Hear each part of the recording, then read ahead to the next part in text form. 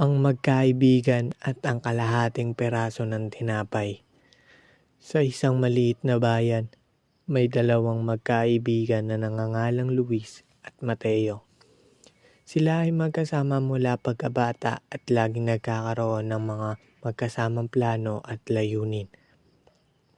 Sa kabila ng kanilang kahirapan sa buhay, hindi nila pinapayagan na magbago ang kanilang matibay na pagkakaibigan.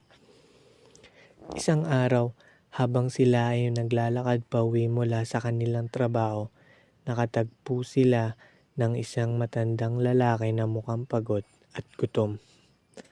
Ang matanda ay nagtanong sa kanila, "Mga kabataan, maaari ba niyo akong bigyan ng kahit kaunting pagkain? Ako'y gutom na." Si Luis, na may dalang bag ng tinapay, ay may hawak na kalahating piraso ng tinapay. Kinuha niya ito mula sa kanyang bag at iniabot sa matanda. "Narito po ang kalahating piraso ng tinapay. Sana po makatulong ito sa inyo."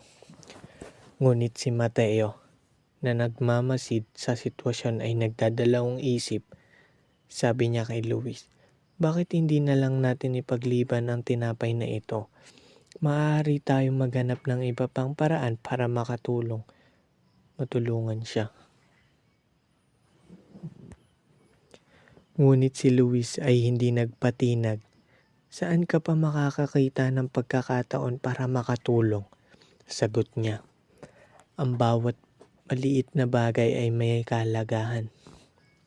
Pagkatapos nilang ibigay ang tinapay, nagpasalamat ang matandang lalaki at umalis, bitbit ang kalahating piraso ng tinapay na may ngiti sa kanyang labi.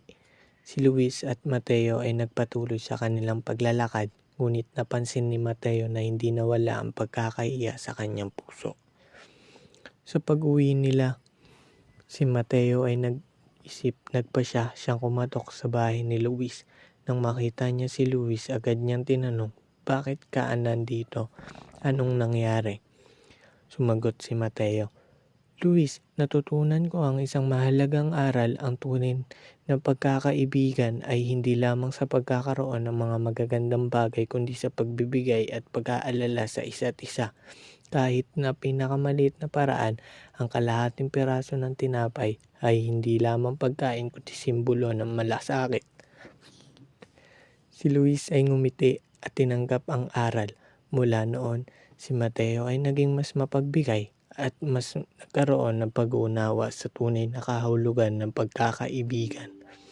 Alam niya ang tunay na pagkakaibigan ay nakikita sa mga simpleng aksyon ng pagmamalasakit at pagtulong sa oras ng pangangailangan.